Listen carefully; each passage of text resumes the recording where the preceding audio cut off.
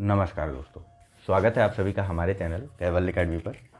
देखिए, हमारा ये यूपी पीसीएस के टेस्ट सीरीज का डिस्कशन आज से शुरू होने जा रहा है। हमारा जो पहला टेस्ट है वह है जीएस वर्ड का टेस्ट नंबर 1, जिसमें बात की गई है एंशियंट हिस्ट्री या फिर बताइए प्राचीन भारतीय इतिहास के बारे में। तो डिस्कशन की शुरुआत करें उसके पहले कुछ बातें। हाल फिलहाल में हमारा पूरा डिस्कशन या पूरी तरीके से यूँ कहिए तो चैनल पर किसी भी प्रकार का नया लेक्चर आपको नहीं मिला। उसका रीज़न बस इतना सा था कि अब की बार आपको सिर्फ और सिर्फ टेस्ट सीरीज और करंट अफेयर से रिलेटेड वीडियोस ही प्राप्त होंगे। फिलहाल कोई टेस्ट सीरीज कंटिन्यू नहीं चल रही थी, इस वजह से डिस्कशन को जो है वह रोका गया था।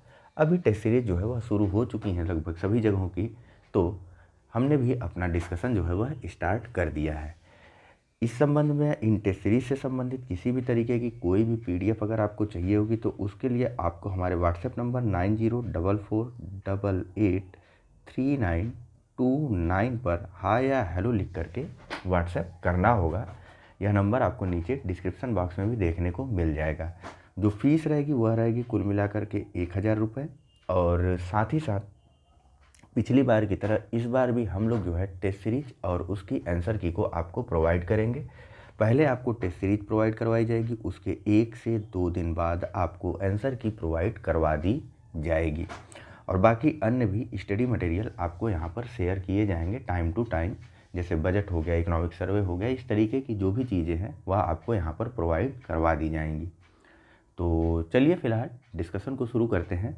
शुरुआत हम लोग कुछ इस तरीके से करेंगे। सबसे पहले छोटे छोटे चीज़ों के साथ शुरुआत करते हैं, यानी कि छोटे छोटे स्टेप को लेकर के आगे बढ़ते हैं। ठीक है, सीढ़ी अगर छत पे जाना हो तो सीढ़ियों से चढ़ेंगे ना, आप रस्सी पकड़ के चढ़ेंगे तो ज़्यादा मेहनत लग जाएगी और नुकसान होने की संभावना भी बनी रहती है। इसीलिए छोटे छोटे स्टेप लेकर के आगे बढ़ते हैं। आज लगभग 20 से 25 क्वेश्चंस को डिस्कस करेंगे और देखेंगे और समझेंगे सारी चीज़ों को कि किस प्रकार से हमको अपने डिस्कशन को आगे बढ़ाना है। यह डिपेंड करेगा आपके रिस्पांस के ऊपर।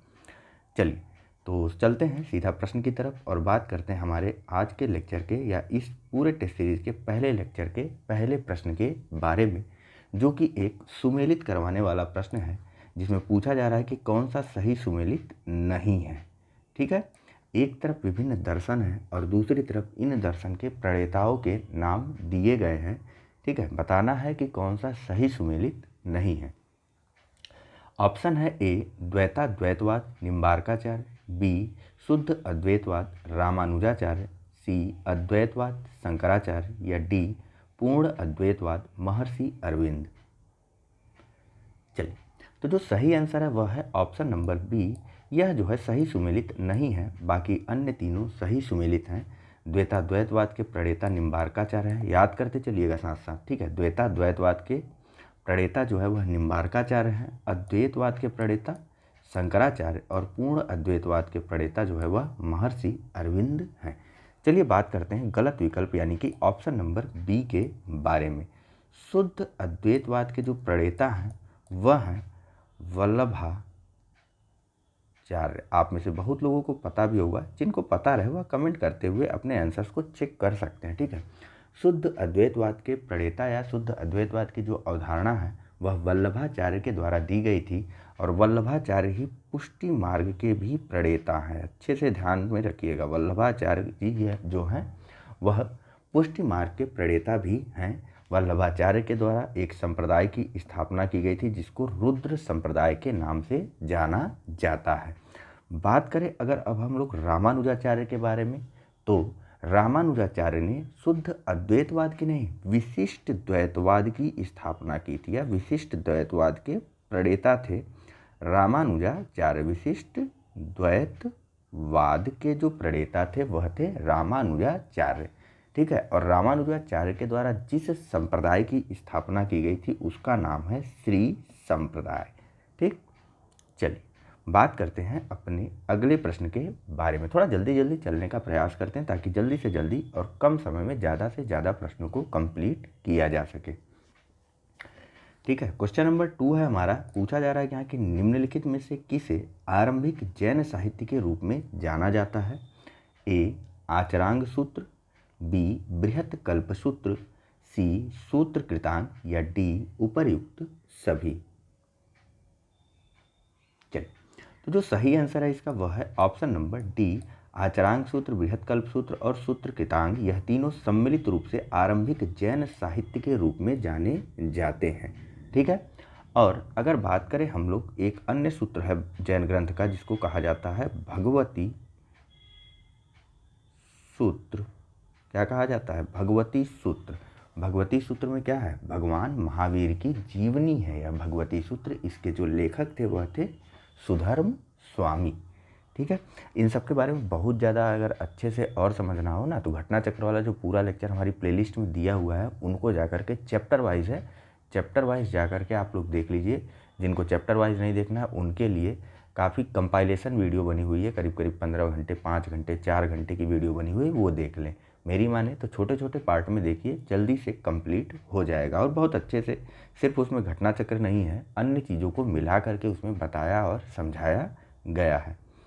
फिलहाल अगला प्रश्न देखते हैं, जहाँ पूछा जा रहा है कि सटखंडागम ग्रंथ की रचना किसके द्वारा की गई? ए आचार्य पुष्पदंत, बी आचार्य भूतबली, सी आचार्य हेमचंद या डी ए तथा बी दोनों। सबसे पहले यह सटखंडागम ग्रंथ है क्या? देखिए अलग अलग तोड़िए, सटखंड आगम।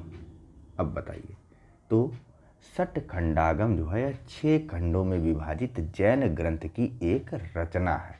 ठीक है। 6 खंडों में विभाजित, सट यानी 6 होता है ना, तो 6 खंडों में विभाजित जैन ग्रंथ की एक रचना है सटखंडागम ग्रंथ। ठीक है। जिसकी रचना की थी आचार्य पुष्पदंत और भूतबली दोनों ने ही, यानी कि ऑप्शन नंबर डी जो है यह सही हो जाएगा। ए तथा बी दोनों ने सटखंडागम ग्रंथ की रचना की थी। ठीक है। अब थोड़ी सी बात कर लेते हैं ऑप्शन नंबर सी के बारे में, यानी कि जैन आचार्य हेमचंद के बारे में। हेमचंद ने परिशिष्ट पर्व लिखा था। क्या लिखा था? परिशिष्ट पर्व की रचना की थी और 63 सलाका चरित्र की भी रचना की थी। 63 सलाका चरित्र की भी रचना की गई थी आचार्य हेमचंद के द्वारा। ठीक है। अच्छे से सारे फैक्ट को दिमाग में बैठाए हुए रखते हुए चलिएगा आगे। ठीक है। नेक्स्ट और बात करते हैं अगले प्रश्न के बारे में। यह है हमारा क्वेश्चन नंबर 4। यहाँ पूछा जा रहा है कि निम्नलिखित में से किस ग्रंथ को भगवान बुद्ध की जीवनी के रूप में जाना जाता है? ए वैपुल्य सूत्र, बी ललित विस्तार, सी बुद्ध चरित्र या फिर डी कल्प सूत्र। चलिए, जो सही आंसर है इसका वह है ऑप्शन नंबर बी, ललित विस्तार को भगवान बुद्ध की जीवनी के रूप में भी जाना जाता है। ठीक है। किसको? ललित विस्तार को। और बुद्ध चरित्र क्या है? बुद्ध चरित्र की रचना किसने की थी? अच्छा बताइए। बुद्ध चरित्र की रचना अश्वघोष ने की थी। कल्पसूत्र किस धर्म का ग्रंथ है? कल्पसूत्र जो है वह जैन धर्म का ग्रंथ है।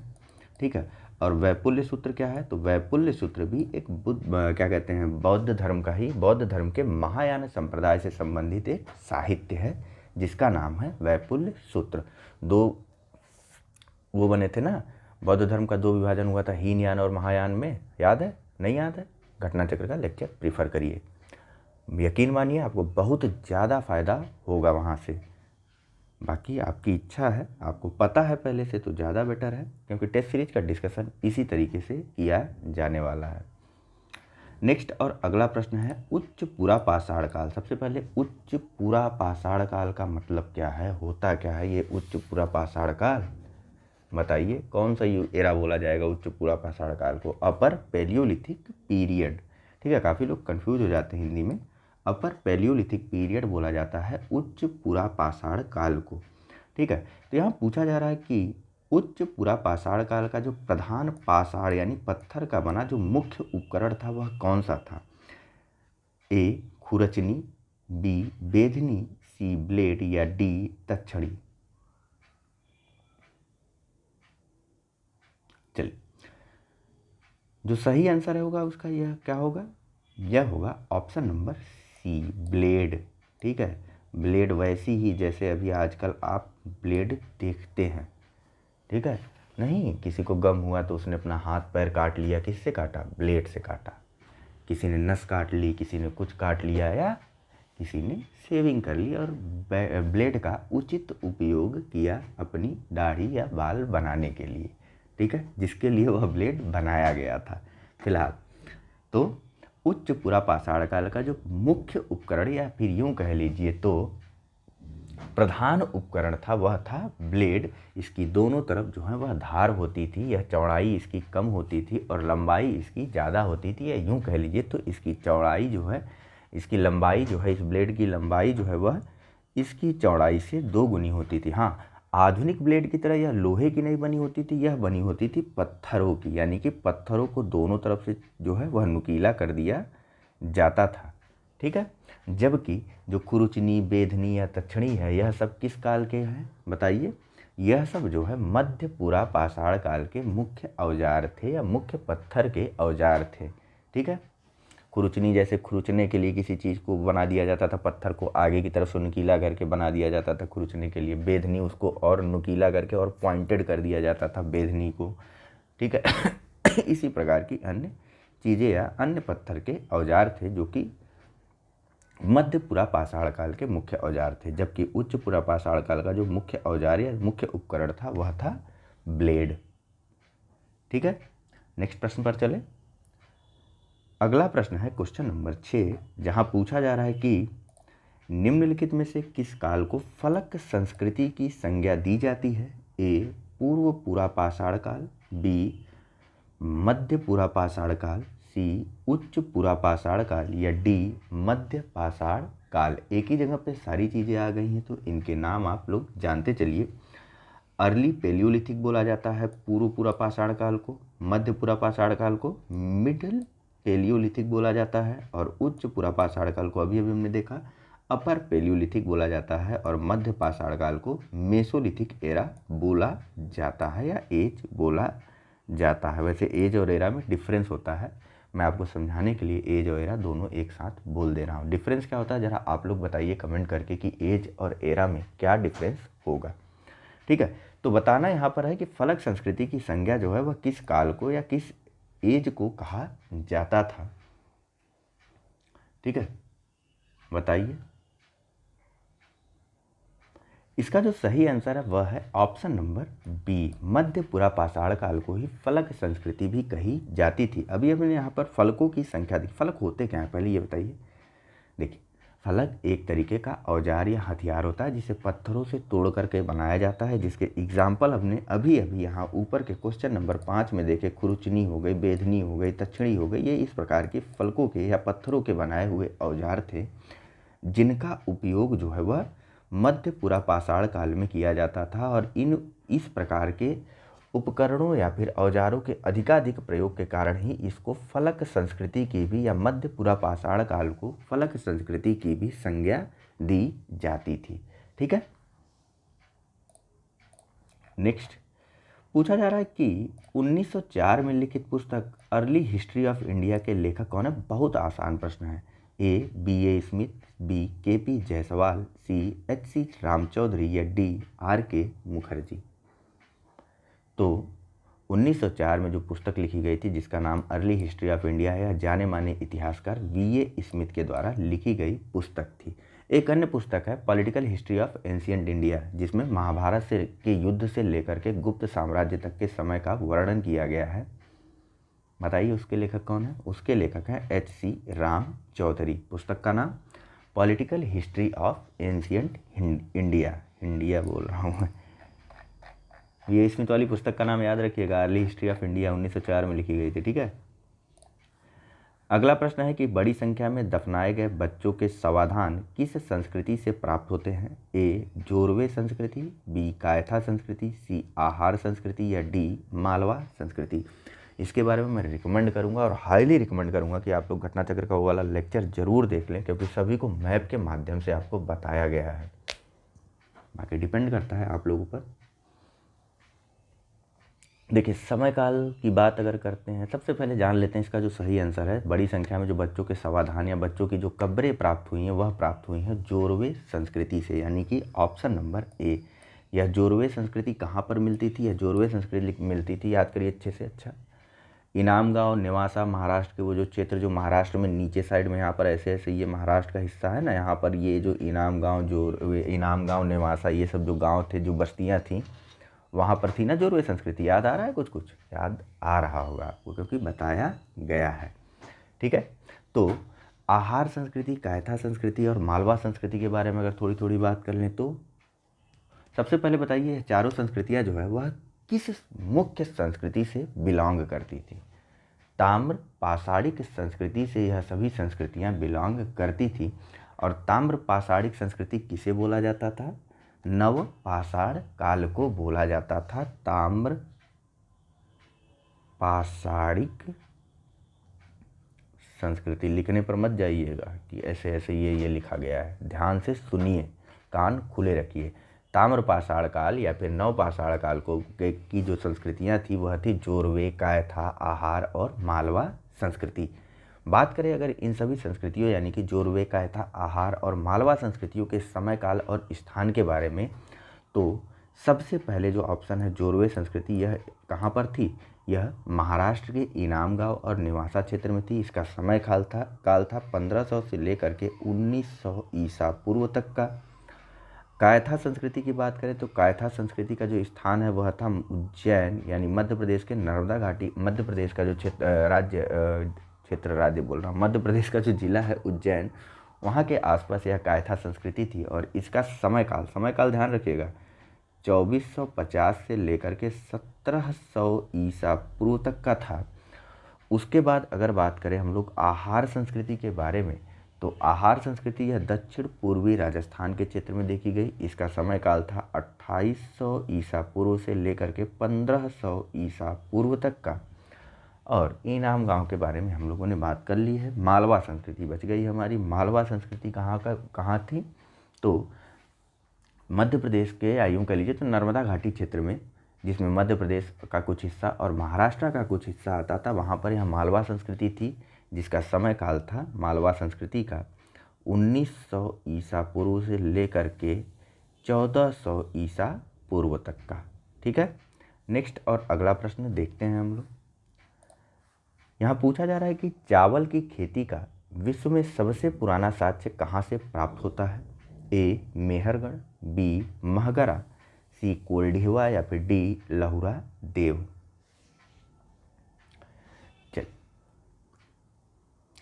इसका जो सही आंसर है वह है ऑप्शन नंबर डी। ठीक है, गंगा की तराई वाले क्षेत्र संत कबीर नगर में है यह लहुरा देव। ठीक है, यहाँ पर चावल की खेती के सर्वाधिक प्राचीनतम साक्ष्य हमको देखने को मिले हैं, लगभग 8000 से 9000 ईसा पूर्व तक के। तो वहीं बेलन नदी क्षेत्र में बेलन नदी घाटी में स्थित इलाहाबाद के दक्षिण में यह जो कोल्डिहवा स्थान है, यहाँ पर भी धान उगाने के साक्ष्य हमको मिले हैं। ठीक है, और भारत में ही नहीं बल्कि विश्व में धान उगाने का सबसे पुराना जो साक्ष्य है वह यहीं पे माना जाता है। बात करें अगर इन चारों के बारे में, मेहरगढ़, महगरा, कोल्डिहवा तथा बालाथल, ये सभी जो हैं किस काल की बस्तियाँ या किस काल की संस्कृतियाँ थी? तो नवपाषाणिक संस्कृति से जुड़ी हुई ये सभी की सभी बस्तियाँ थी। नेक्स्ट और अंतिम प्रश्न के बारे में बात करते हैं। आज 10 क्वेश्चन ही रखते हैं फिलहाल इस लेक्चर में। ठीक है, शुरुआत देखें तो किस तरीके से की जा रही है आप लोगों के द्वारा। पूछा जा रहा है कि लौह युग के संदर्भ में निम्नलिखित में से कौन सा कथन जो है वह सही है? पहला, भारत में ताम्रपाषाण काल के समाप्त होते होते ग्रामीण बस्तियां बस चुकी थी, लेकिन भौतिक संस्कृति में परिवर्तन लोहे के साथ हुआ। ताम्रपाषाण काल यानी कौन सा काल? नवपाषाण काल के समाप्त होते होते। दूसरा, भारत में लोहे का साक्ष्य 1000 ईसा पूर्व के आसपास एटा जिले के अतरंजी खेड़ा से प्राप्त हुआ। कूट के माध्यम से आपको सही उत्तर देना है। जो कूट है वह है ऑप्शन नंबर ए केवल 1, बी केवल 2, सी 1 और 2 दोनों, या डी न तो 1 और न ही 2। चलिए, तो जो सही आंसर है इसका वह है ऑप्शन नंबर सी, 1 और 2 दोनों ही सही हैं। ताम्रपाषाण काल या नवपाषाण काल के समाप्त होते होते भारत में जो है वह ग्रामीण बस्तियां बसने लगी थी। लोग जो है वह स्थायी खेती करने लगे थे, और स्थायी खेती की शुरुआत हो जाने के कारण जो है लोग खेतों के आसपास ही गांव या कस्बे या फिर यूं कह लीजिए तो अपने अपने घर बना करके संयुक्त रूप से सामूहिक रूप से रहने लगे थे, क्योंकि प्रॉपर्टी की जो अवधारणा थी वह आ चुकी थी।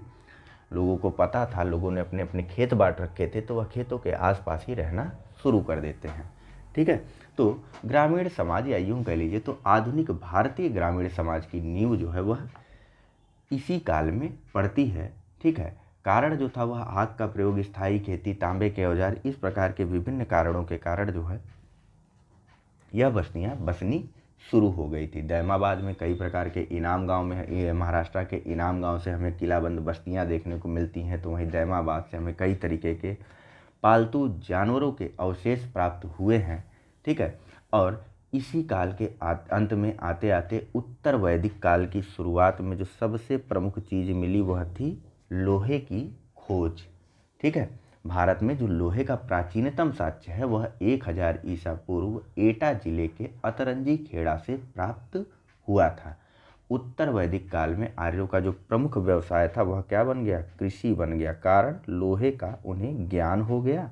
लोहे के माध्यम से वह खेतों की जुताई कर सकते थे, हल बनाने लगे, खेतों की जुताई करने लगे, या फिर यूं कह लीजिए तो विभिन्न प्रकार के खेती के उपयोग हेतु औजार बनाने लगे, और साथ ही साथ लड़ाई, युद्ध, इन सब के लिए भी औजार बनाने लगे। ध्यान रखिएगा, मैं क्या कहते हैं आर्यों के समय से बात कर रहा हूँ।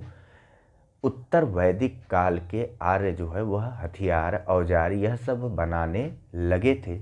ठीक है, तो लड़ाई कब से शुरू होगी? युद्ध की शुरुआत कब से होगी? युद्ध की, साम्राज्य विस्तार की शुरुआत की संकल्पना कब से आएगी? बताइए, जब से लोहे का प्रयोग शुरू हुआ होगा। ठीक है, तो फिलहाल इस लेक्चर को यहीं पर रोक देते हैं। यह क्वेश्चन नंबर 11 आपको करने के लिए मैं छोड़ देता हूँ, जहाँ पर पूछा जा रहा है कि निम्नलिखित में से किस संस्कृति को हड़प्पा की कनिष्ठकालीन संस्कृति भी कहते हैं? ए रंगपुर, बी कायथा, सी आहार, या डी मालवा। चलिए, इस प्रश्न पर आप लोग विचार कीजिएगा, अच्छे से विचार कीजिएगा। मुझे पूरी उम्मीद है कि आप इसका सही आंसर जो है वह दे सकते हैं। ठीक है, कनिष्ठकालीन यानी कि छोटी मत समझिएगा, सब हड़प्पन संस्कृति की बात यहाँ पर की जा रही है। ठीक है, चलिए, thank you very much for discussion. Channel को लाइक, सब्सक्राइब और शेयर करना मत भूलिएगा। धन्यवाद।